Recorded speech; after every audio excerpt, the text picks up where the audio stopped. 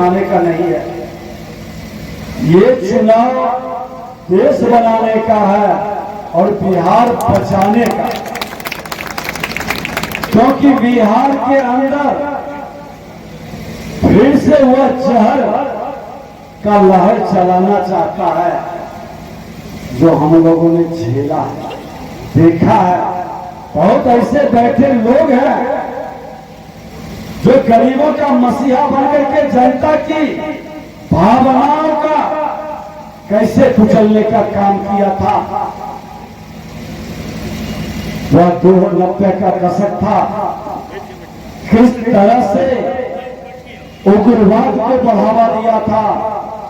उग्रवादी के द्वारा, अपराधी के द्वारा नरसंहार का खेल खेला था। हर समाज के नौजवानों के हाथ में हथियार थमाया था और उसका भय बिहार में शासन करके बुद्ध से चीर निकालता था। वही राज को बीजेपी ने नहीं कहा, माननीय न्यायालय ने कहा कि ये जंगल राज है, जहां हत्या, अपहरण, लूट, बलात्कार का उद्योग चलता है, दहशत का वातावरण है। सम्मान से जो जीना चाहता है, स्वाभिमान से जो जीना चाहता है, उसको अपराधियों की गोली का शिकार होना पड़ता है, नहीं तो अपहरण होकर फिरौती देना पड़ता है। ये माहौल जंगल राज के लोगों ने लाया था और उसको ताकत सत्ता में बैठा कांग्रेस के लोग दे रहे थे। कांग्रेस के संरक्षण में ये जंगल राज वाले लोग बिहार के नौजवानों को पलायन के लिए विवश किया। जो सम्मान से जीना चाहता था, जो स्वाभिमान से रहना चाहता था, या तो अपराधी के गोली का शिकार होता था, और अगर जो बिहार छोड़ दिया तो श्रीमान लालू प्रसाद यादव उनके कारनामा से दूसरे राज्य में गाली सुनना पड़ता। बिहारी सबको गाली बना दिया था, बिहारी सबको मजाक बना दिया था। जब बाहर हम जाते हैं तो जात नहीं पूछते हैं, बाहर पूछते हैं कि हम बिहार के, तुम बिहार के, हम बिहारी, सब पर भारी, ये भाव मन के अंदर आता है। लेकिन बिहारी सबको किसने गाली बनाया? बिहारी सबको किसने मजाक बना दिया? बिहार ये ज्ञान विज्ञान की भूमि रही, हमारे कई धार्मिक उद्गम स्थल रहा। विक्रमशिला और नालंदा जैसा विश्वविद्यालय पूरे देश को नहीं, विश्व को ज्ञान देता था। हमारी प्रतिभा का डंका देश के अंदर ही नहीं, विश्व में स्वीकार लोग करता था।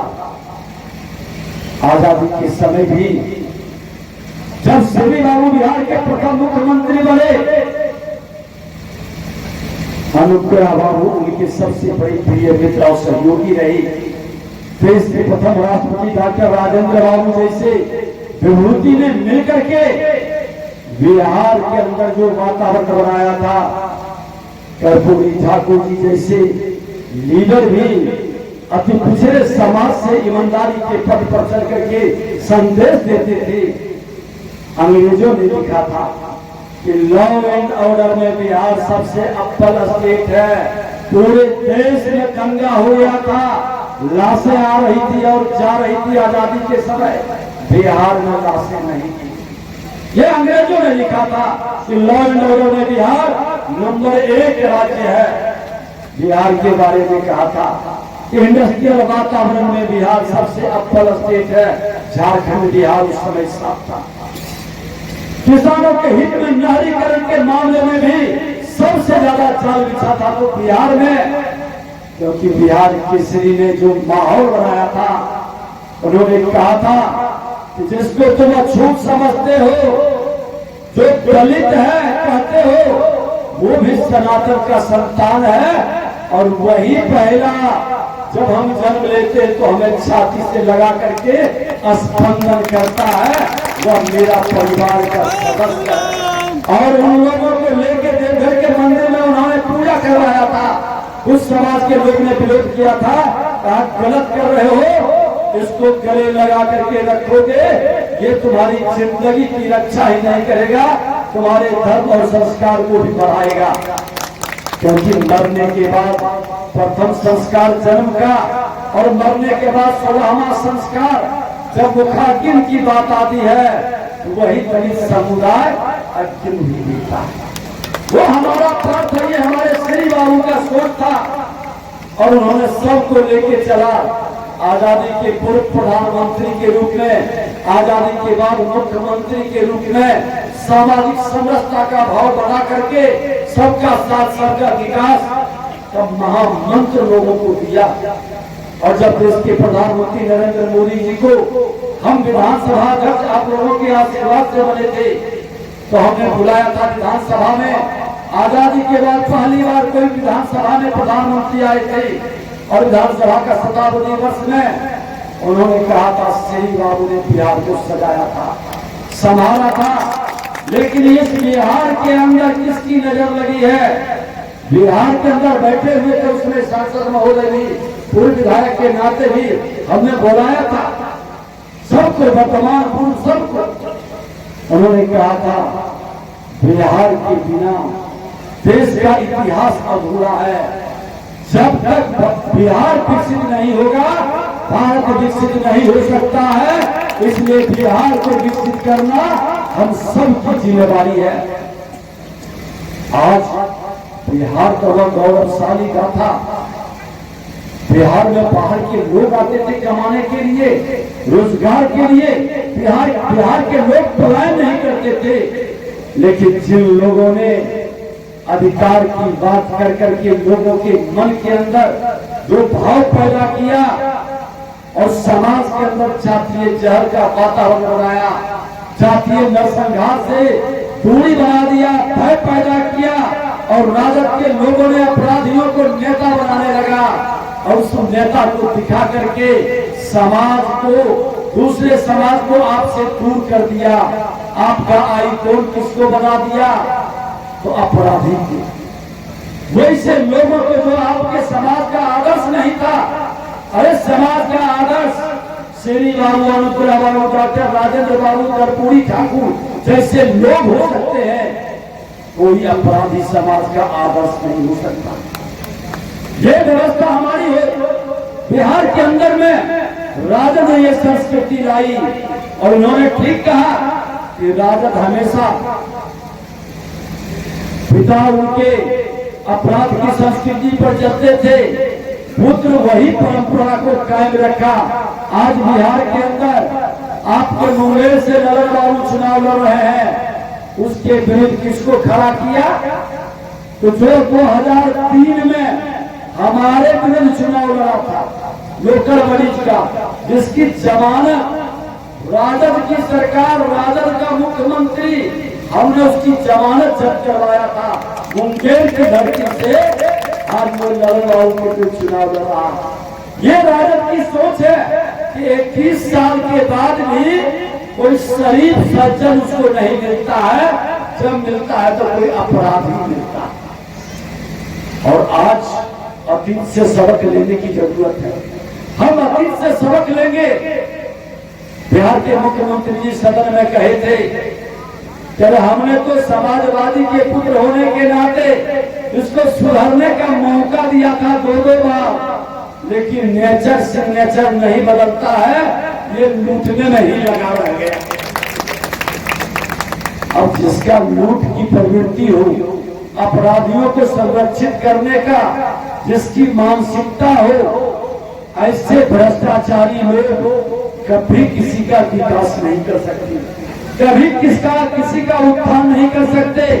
अरे ये अपने समाज और जाति का उत्थान नहीं कर सकता, क्योंकि उनके जाति के लोग जो उनके हनुमान थे, राम कृपाल यादव जी हमारे माननीय सांसद हैं, मंत्री भी रहे, उन्होंने जब आए थे तो कहे थे कि अरे हम तो हनुमान की तरह इनके पीछे लगे रहते थे श्रीमान लालू प्रसाद यादव को, लेकिन ये इतना परिवारवादी है कि ये इसका जूता चप्पल तो हमको उठाते उठाते उम्र बीत गया। कहता है बेटी का और बेटा का भी जूता चप्पल उठाओ। ऐसे लोग पारिवारिक जिम्मेदारी लाना चाहते हैं, और इस पारिवारिक जमींदारी को पोषित कांग्रेस करती है। कांग्रेस के लोग राजद को ताकत देती है। लालटेन को बुझा दिया था बिहार की जनता ने। 2005 में सरकार बनी, लॉ एंड ऑर्डर सुधरा, अपराधियों को खदेड़ा गया, काउंटर हुआ, बिहार में अपराध का नाम खत्म हुआ, विकास की गति बढ़ी। सदन में हमने पूछा था तेजस्वी यादव जी से, नेता प्रतिपक्ष के नाते, कि आप बता दो कि 15 साल माता पिता आपके मुख्यमंत्री रहे हैं, बड़ी गर्व से कहते हो कि मेरे जैसा कोई भाग्यशाली नहीं जिसका माता पिता पूर्व मुख्यमंत्री है। एक उपलब्धि बता दो। जो व्यक्ति शासन में रहकर 15 साल कोई उपलब्धि नहीं बता पाए, हमने याद दिलाया कि एक उपलब्धि है। बिहार के ज्ञान विज्ञान की भूमि में उन्होंने एक नया आविष्कार किया था, चरवाहा विद्यालय। हमारा शैक्षणिक वातावरण को चरवाहा विद्यालय में तब्दील कर दिया था। लेकिन एनडीए की सरकार बनी और एनडीए की सरकार आज हर जिले के अंदर engineering college, polytechnic college, ANM college, GNM college, पारा मेडिकल, आईटीआई, हर पंचायत के अंदर उच्च विद्यालय, ये व्यवस्था हमने दिया। हमारे बच्चे तकनीकी शिक्षा के लिए बाहर जाने की जरूरत नहीं। भारत सरकार आज मेडिकल कॉलेज, एएनएम, जीएनएम, तो ये सारे व्यवस्था है ही। आज medical college, IIT, IIM Bihar के अंदर मिल गया। ये देश का उपलब्धि, ये राष्ट्र की उपलब्धि। देश के प्रधानमंत्री नरेंद्र मोदी जी आज श्री बाबू के भावनाओं को लेकर के माँ भारती के धरती पर जो जन्म लिया, किसी जाति, धर्म, क्षेत्र, भाषा का है, उसका उत्थान, उसका कल्याण। जब वो प्रधानमंत्री बने, देश के अंदर 22% घरों में बिजली मिल रही थी। आज देश के लगभग 60% घरों में बिजली पहुंच गई है। ये प्रधानमंत्री का 10 वर्ष की उपलब्धि है। आज 2 लेन, 4 लेन, 6 लेन, 8 लेन, बड़े बड़े ब्रिज, ये प्रधानमंत्री की उपलब्धि है। हमारे संजय अटल जी ने कहा था, भूख और भ्रष्टाचार से भारत को मुक्त करेंगे, भाजपा की अपनी सरकार होगी और हर नागरिक का सम्मान और स्वाभिमान को बढ़ाएंगे।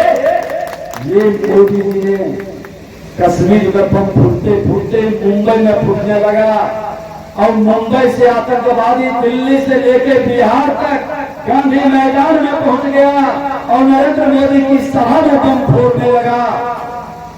प्रधानमंत्री ने उस सभा में आए, लाख लोगों ने रोका, कहा कि मेरे लोग वहां खड़े हैं, मैं जाऊंगा, परिणाम की चिंता मुझे नहीं। कई लोग उस बम विस्फोट में मरे भी थे और प्रधानमंत्री का जो संकल्प था, ये आतंकवाद के समूल को नष्ट कर देंगे। अब न कश्मीर में बम फूटता है, न मुंबई में, न दिल्ली में, और पटना की बात तो बहुत दूर हो गई। आतंकवाद से मुक्ति, उग्रवाद से मुक्ति, और अपराध और भ्रष्टाचार पर चोट है। क्या आप नहीं चाहते हैं कि ये अपराधी फिर से जन्म ले? ये भ्रष्टाचारी को जेल के अंदर आज बंद किया जा रहा है, उसके संपत्ति को जब्त करना है, क्योंकि गरीबों की गाढ़ी कमाई लूट लिया। उसके विकास और उसके भाग्य के साथ ये गरीबों का मसीहा खिलवाड़ किया। व्याकुल है सारे ऐसे भ्रष्टाचारी, सारे ऐसे परिवारवादी जिसकी जिम्मेदारी चलता था, छटपटाहट में है। ये तिवारा आगे तो हम लोगों की खैर नहीं। कभी पाकिस्तान से सहानुभूति लेता है तो कभी चीन से सहानुभूति लेने का प्रयास करता है। ये देशद्रोहियों के सहानुभूति से सत्ता में अगर जो गलती से भी आ गया तो कितना अनर्थ होगा। आपकी सांस्कृतिक विरासत जो भगवान राम का रामलला विराज रहे हैं, ये विरासत को मिटाने की भी बात कर रहा है। ये 370 धारा हटाने की बात कर रहा है। एक भारत श्रेष्ठ भारत इन कांग्रेसियों को स्वीकार नहीं है, क्योंकि ये देश को विभाजन करने वाली मानसिकता के लिए सत्ता से समझौता करने वाले लोग। इतिहास गवाह है, ये सत्ता के लिए कितना समझौता कर चुके, लेकिन देश के प्रधानमंत्री ने आज सत्ता से समझौता नहीं, राष्ट्र प्रथम की बात कह करके हर बलिदान देने के लिए तैयार है। हमको आपको विचारना होगा कि आज जो जातीय जहर का लहर का कहर ढाना चाहता है, हम वर्तमान में जाति को देखेंगे या भविष्य में अपने बच्चों के भाग्य और भविष्य बनाने का काम करेंगे। ये लालटेन 2010 में आपने बुझा दिया था, लगभग बुझ गया था। 22 सीट पर राजद को यही बिहार की जनता सिमटा दिया था। लोगों को याद है कि मात्र 22 सीट राजद जीता था, 22 सीट। माई समीकरण कहां गया? कहीं माई समीकरण दिखाई नहीं पड़ा, थोड़ा बाप समीकरण भी कहीं नजर नहीं आया। 22 सीट पर बिहार की जनता ने कहा, ये आताताई राजद के बारे में लोग कहता है कि ये दलाली करने वाला, ठेकेदारी करने वाला, रंगदारी करने वाला, अत्याचारी, व्यभिचारी, भ्रष्टाचारी मानसिकता का पोषक है। ऐसे लोग बिहार का हितैषी नहीं हो सकता। हमारे गरीबों के घर में मां बहनों का इज्जत सुरक्षित नहीं। आज यही राजद जब सत्ता में था, तो मैं एक उदाहरण देना चाहता हूं कि रामनवमी पिछले बार बीता था, हम नेता प्रतिपक्ष थे, आपके बगल में ही जब हम लोग दरभंगा गए, वहां एक दलित के शव को लाठी से पीटा गया, शमशान में जलाने नहीं दिया, उसके शव पर पेशाब कर दिया, उसकी मां बहनों के साथ बदतमीजी किया। हमने जाकर के पूरा नेता प्रतिपक्ष के रूप में आंसू पोंछने का और उसके संघर्ष के साथ खड़ा रहा। और इस तरह की घटना पूरे बिहार के कई शहरों में घटा, और जिसको देखता था भगवा उसको खींच कर करके परेशान करता था, जेल के अंदर बंद कर दिया था। आज फिर रामनवमी आया, पूरे बिहार के अंदर एक भी घटना नहीं घटित हुआ। हमारा सनातन का संतान को कोई छू भी नहीं सका। सिर्फ राजद को सत्ता से बाहर करने के कारण, राजद को सत्ता से हमने बाहर किया, सत्ता से हमने बाहर किया, उसका परिणाम तुरंत दिखाई पड़ा। ये अंतर है, जब वो सत्ता में आता है तो बालू माफिया को संरक्षित करता है, दारू माफिया को संरक्षित करता है, जमीन माफिया को संरक्षित करता है। आज दारू का, जहरीली दारू का बहुत खेल बिहार में चला था। 4 महीना तो सत्ता परिवर्तन हो गया, सैकड़ों लोग दारू से नहीं मर रहे, और इसको व्यवस्थित और सुव्यवस्थित किया जाएगा। गलत लोगों को भी फंसाने का खेल बंद हो रहा है। ये परिवर्तन सुशासन का। और भगवान परशुराम ने भी तो परसों उठाए थे, जब जब अत्याचारी, दुराचारी, व्यभिचारी आतंक मचाया, लोगों को कष्ट पहुंचाया, हर मां भारती के संतानों को परेशान किया, सहस्त्रबाहु जैसे लोगों का संहार किए। आज उनका संदेश था कि जो धर्म के पथ पर चलेगा, हमारा परशु उसके साथ रहेगा। आज धर्म के पथ पर कौन चल रहा है आपका भाई बनकर, कौन आपके निकट है? भगवान राम आए परशुराम के बाद, उन्होंने कहा अधिकार के साथ साथ मर्यादा का भी हमको पालन करना चाहिए, समाज के अंदर एक आदर्श उपस्थापित करना चाहिए। और भगवान कृष्ण ने अपने बांसुरी से प्रेम की बंसी से सामाजिक समरसता का भाव जगाया। कहा समाज मिलकर के रहे, महाभारत कराने वाला लोग, वैसे सोचने की जरूरत अब नहीं है इस देश के अंदर, इस समाज के अंदर। और महर्षि वाल्मीकि ने तो लवकुश को भी संस्कार किया, माता सबरी का, निषादराज केवट का, ये मेरे सनातन का संस्कार था। ये सामाजिक समरसता हमारी थी, इसके ऊपर किसने अपमान करने का ठीक किया? आज कहता 17 महीना बनाम 17 साल 17 महीना में नौकरी दिए। अरे 5 विभाग आपके जिम्मे थे, एक नौकरी भी नहीं दे सका। जो पथ निर्माण विभाग आपके जिम्मे था, आज मेरे जिम्मे है, पूरा विभाग हमने खंगाल लिया। एक भी नौकरी अपने विभाग में क्यों नहीं दिया? और जिस शिक्षक की बहाली में कह रहे हो, तो छठे चरण तो एनडीए के समय में हुआ। उस समय में विधानसभा अध्यक्ष था। 7वें चरण में तुम्हारा मंत्री तो फाइल पर साइन ही नहीं किया था, क्योंकि नियुक्ति में वही कुछ चाह रहा था घोटाला का। मुख्यमंत्री ने वो फाइल अपने पास मंगा लिया था, ये विभाग जाना छोड़ दिया था और रामचरितमानस पर प्रवचन दिया। क्या क्या अनाप बोला था, सभी लोग सुन रहे थे। आज देश के प्रधानमंत्री जी ने साफ शब्दों में कहा कि अब जाति की बात नहीं होगी, अब जमात की बात होगी। और हम जाति की बात, 4 जाति में समाज को बांटेंगे।